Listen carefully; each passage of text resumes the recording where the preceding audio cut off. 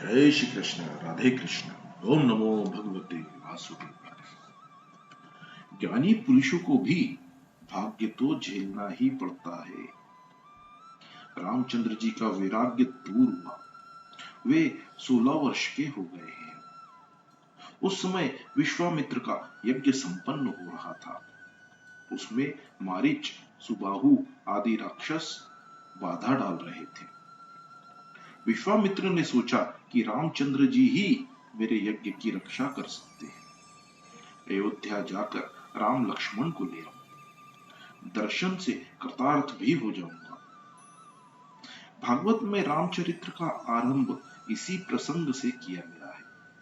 विश्वामित्र अयोध्या में आए, सरयू में स्नान किया और फिर महाराजा दशरथ की सभा में आए। दशरथ ने स्वागत करते हुए नमन किया।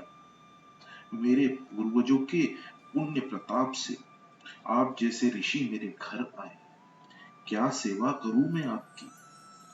विश्वामित्र ने आशीर्वाद देते हुए कहा, मेरे यज्ञ में राक्षस विघ्न कर रहे हैं, सो राम और लक्ष्मण को मेरे यज्ञ की रक्षा करने के लिए मेरे साथ भेजिए। विश्वामित्र की ऐसी मांग से राजा घबरा गए। दशरथ जी ने कहा, मुनिवर, आपने ठीक नहीं माना। ये बालक मुझे अपनी वृद्धा अवस्था में मिले हैं। मुझे तो संतान की कोई आशा ही नहीं थी, किंतु आप सभी के आशीर्वाद से 4 संतानें मिली। मुझे ये सब अत्यंत प्रिय है, किंतु राम सर्वाधिक प्रिय है। राम के बिना मैं रह नहीं सकता। उसे मेरी आंखों से दूर न करें। मैं आपसे क्या कहूं? राम मुझे प्रतिदिन 2 बार साष्टांग प्रणाम करता है, मेरी हर आज्ञा का पालन करता है। ऐसा पुत्र न तो कभी हुआ है और न कभी होगा। छोटे भाइयों से भी उसे अधिक प्रेम है। वह बहुत भोला है, मर्यादा का पूर्णतः पालन करता है। राम की प्रशंसा करते करते राजा का हृदय भर आया। जल के बिना मछली शायद रह सकती है, किंतु राम के बिना दशरथ नहीं जी सकते। वे फिर बोले, गुरुजी, मैं आपको ठीक ही कहता हूं कि राम के दूर जाने से मेरे प्राण चले जाएंगे। आप चाहे तो मैं अपना सारा राज्य दे दूं, अपने प्राण तक दे दूं, किंतु मुझसे मेरे राम को दूर ना करें। मैं अपने राम के बिना एक क्षण भी नहीं जी सकता। मैं प्राण दे सकता हूं, राम नहीं। जगत में दशरथ सा पिता नहीं हुआ है और राम सा पुत्र भी नहीं। राम जब वन में गए थे तो दशरथ ने अपनी अंतिम सांस तक राम का ही नाम लिया था। उन्होंने कौशल्या से बार बार पूछा कि मेरे राम कहाँ है? मुझे कोई राम के पास ले चलो। मैं राम के बिना जी नहीं सकता। और राम के वन गमन के साथ ही दशरथ जी के प्राण पखेरु हो गए। रामायण का एक एक पात्र दिव्य है। भरत के जैसा कोई भाई नहीं है, सीता जैसी कोई स्त्री नहीं है। राम जी की अपेक्षा सीता जी का हृदय अति कोमल था। वाल्मीकि भी सीता के चरित्र का वर्णन करते हुए पिघल गए थे। उन्होंने कहा था कि रामायण में राम जी का नहीं, सीता जी का चरित्र अलौकिक है। राम जी सरल है, किंतु सीता जी की सरलता तो अद्भुत है। वाल्मीकि रामायण में एक प्रसंग है। रावण के साथ युद्ध की समाप्ति होने पर हनुमान जी अशोक वन में आए। सभी राक्षसों का तो विनाश हो गया था और श्री राम की विजय हुई थी। सीता जी ने हनुमान जी को बहुत आशीष दी। काल तेरा सेवक बनेगा, अष्ट सिद्धियां तेरी सेवा करेंगी। हनुमान जी ज्ञानी पुरुषों के आचार्य हैं। हनुमान जी का वर्णन ही कौन कर सकता है? मां सीता ने अंदर से आशीर्वाद दिया, फिर भी हनुमान जी को तृप्ति नहीं हुई। उन्होंने कहा, आपने मुझे आशीष तो बहुत दी, फिर भी हृदय में एक इच्छा बाकी रह गई है। सीता जी बोली, वत्स, जो चाहे सो मांग ले।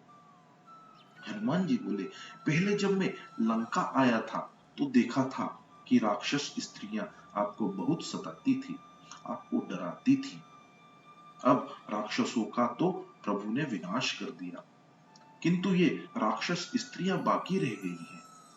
मैं चाहता हूं कि आपकी आज्ञा और आशीर्वाद से मैं इनका विनाश कर दूं। सीता जी बोली, अरे यह क्या मांग रहा है तू? ऐसा वरदान मांगना कोई ठीक बात नहीं है। हनुमान जी, इन्होंने आपको बहुत सताया है, मैंने अपनी आंखों से देखा था। माता जी हनुमान को उपदेश देने लगी, बेटे, अपकार का बदला जो उपकार से देता है वही संत है। इन राक्षसियों का कोई दोष नहीं है, वे तो रावण की आज्ञा के कारण ही मुझे सताती थी। वह दुख तो मेरे ही कर्मों का फल था। मैंने लक्ष्मण का अपमान किया था, अतः दुखी होना पड़ा। मैं तो सोचती हूँ कि इन राक्षसियों को वर देकर अयोध्या में चलो। मैं वैसा आशीर्वाद तुम्हें नहीं दे सकती। हनुमान जी ने वंदन करते हुए कहा, माता जी, आपके सिवाय ऐसी दया तो कोई नहीं कर सकता। राक्षसों के लिए राम कठोर थे, किंतु राक्षसियों के लिए सीता जी दयालु थी। राक्षसियों को सीता जी ने आशीर्वाद दिया। सीता जी जैसी दयालु स्त्री कोई हुई ही नहीं है। वे साक्षात दया की मूर्ति है। माता जी के गुणों को याद करने से लगता है राम की अपेक्षा सीता जी श्रेष्ठ है। जब दशरथ ने राम को छोड़ना नहीं चाहा, तो उन्हें वशिष्ठ जी समझाने लगे। दशरथ को उनमें पूर्णतः विश्वास था। वे सदगुरु के अधीन थे। वशिष्ठ जी ने दशरथ जी से कहा, राजकुमार राम के जन्मा अक्षर बता रहे हैं कि इस वर्ष इन चारों कुमारों के विवाह का योग है, अतः इन्हें भेजने में कोई बाधा नहीं है। सब कुशल मंगल होगा। मैं तो मानता हूं कि विश्वामित्र इन्हें विवाह के हेतु ही लेने आए हैं। विवाह की बात सुनकर दशरथ हर्षित हो गए। क्या मेरे राम का विवाह होगा? तब तो मैं आज ही भेजने को तैयार हूं। और राम लक्ष्मण को राजसभा में बुलाया। उन्होंने आकर प्रणाम किया। दशरथ जी बोले, तुम दोनों को विश्वामित्र के यज्ञ की रक्षा के लिए जाना है। राम जी, जैसी आपकी आज्ञा। राम लक्ष्मण तैयार होकर माता कौशल्या से आज्ञा आशीर्वाद लेने गए। कौशल्या ने भी पिता की आज्ञा का पालन करने को कहा। नारद जी ने कौशल्या को पहले से ही राम लक्ष्मण के विवाह के योग की बात बता दी थी।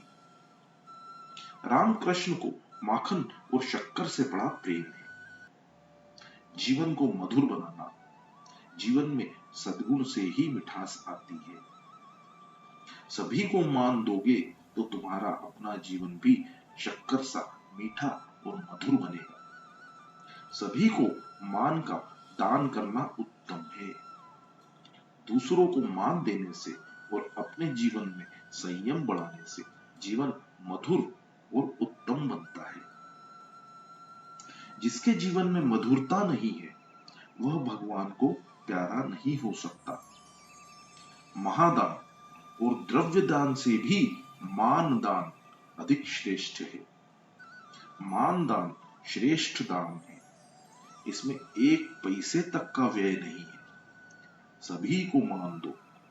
जो कर्कश वाणी नहीं बोलता है, जो किसी का अहित नहीं करता है, उसके जीवन में शक्कर सी मिठास आती है। कौशल्या ने विश्वामित्र से कहा, मेरे राम को माखन मिश्री खिलाइएगा, नहीं तो वह दुर्बल हो जाएगा। जिस समय विश्वामित्र के साथ राम लक्ष्मण चल दिए, उस समय वे कितने शोभायमान थे। विश्वामित्र अर्थात सारे विश्व के मित्र।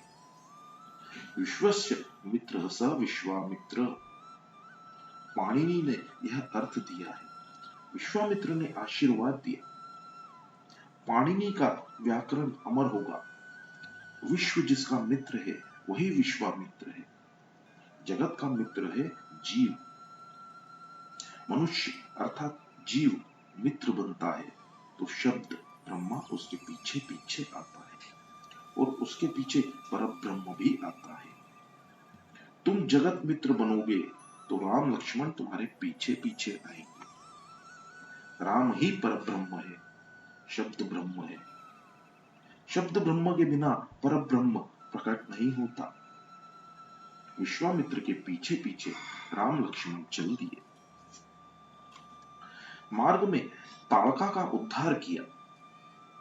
विश्वामित्र ने राम लक्ष्मण को बला और अति बला विद्या दी थी, सो उन्हें भूख और प्यास लगती ही नहीं थी।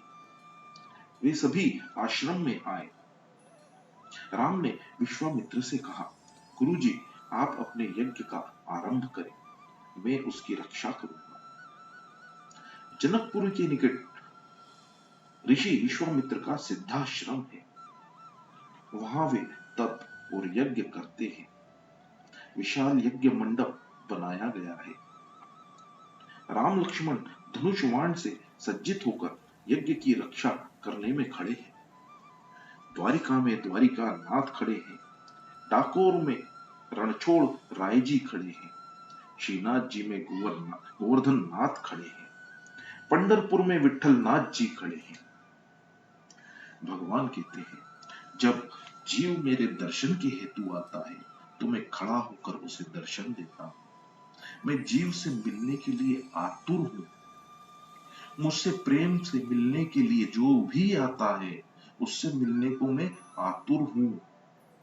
अपने वैष्णवों से, भक्तों से मिलने की प्रतीक्षा में मैं खड़ा हूं। मैं खड़ा खड़ा भक्तों की प्रतीक्षा करता हूं। मुझसे भी विभक्त हुआ जीव मुझसे मिलने के लिए कब आएगा। ईश्वर की दृष्टि तो जीव की ओर अखंड रूप से है, किंतु जीव ही ईश्वर की ओर दृष्टि नहीं करता है। राम तो जीव को अपनाने के लिए तत्पर है, किंतु यह अभागा जीव ही उनसे मिलने के लिए आतुर कहां है। श्री राम अजानुबाहु है। किसी ने इसका कारण पूछा तो उन्होंने उत्तर दिया, मेरे भक्त मुझसे मिलने आते हैं। उनमें यदि कोई भक्त मोटा हो तो उसे भी मैं बाहों में भर सकूं, इसलिए मैंने अपने हाथ लंबे कर रख दिए हैं। मुझसे मिलने के लिए आने वाले भक्तों को आलिंगन देने के लिए मैंने अपने हाथ लंबे रखे हैं। राम वानर आदि पशुओं को भी आलिंगन देते हैं। राम जी सभी से प्रेम करते हैं। वे हमेशा धनुष बाण अपने साथ रखते हैं। धनुष बाण के बिना राम के दर्शन नहीं होते। चाहे राज्यासन पर बैठे हों, चाहे अंतपुर में सीता जी के पास, उनके हाथों में धनुष बाण होते ही हैं। उपनिषद में भी कहा गया है, प्रणवो ही धनु। उपनिषद में धनुष को ओंकार की उपमा दी गई है। ओंकार अर्थात ज्ञान ही धनुष है। धनुष ज्ञान का स्वरूप है। वाण विवेक स्वरूप है। धनुष और वाण अर्थात ज्ञान और विवेक से सदा सज्जित रहो, क्योंकि काम रूपी राक्षस न जाने कब विघ्न करने आ जाए। काम राक्षस तुम्हारे पीछे दौड़ रहा है, तुम्हें पराजित करने आ रहा है। राम की भांति धनुषवाण से सदा सज्जित रहना। ज्ञान और विवेक को सतेज रखोगे तो राक्षस बाधा नहीं डाल सकेंगे। धनुषवाण से सज्जित रहोगे तो राक्षस भाग जाएंगे। जिसकी आंखों में पाप है वही राक्षस है। राक्षस जीव मात्र के पीछे लगे हुए हैं।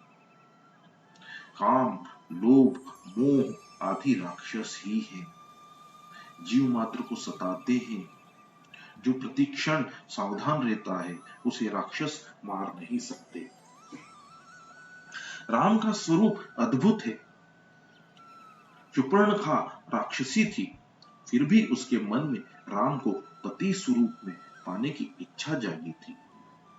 हमारे हृदय तो उस राक्षसी से भी कठोर है कि हमारे मन में राम को पाने की इच्छा ही नहीं होती है।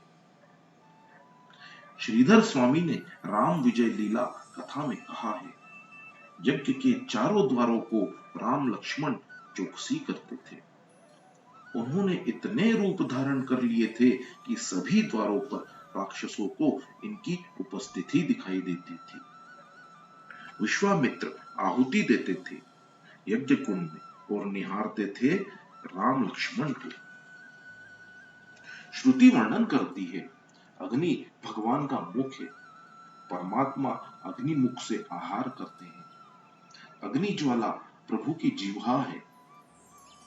ब्राह्मणगण वेद मंत्रों का उच्चारण करते हुए अग्नि में आहुति दे रहे हैं। विश्वामित्र राम लक्ष्मण पर दृष्टि लगाए हुए यज्ञ कर रहे हैं। मन की मलिनता को दूर करने के लिए यज्ञ किया जाना चाहिए। यज्ञ, स्वाध्याय, तप, ध्यान का फल है मन शुद्धि। मन शुद्धि का फल है परमात्मा का दर्शन। जय श्री कृष्ण, राधे कृष्ण। ओम नमो भगवते वासुदेव। जय श्री कृष्ण, राधे कृष्ण। ओम नमो भगवते वासुदेव।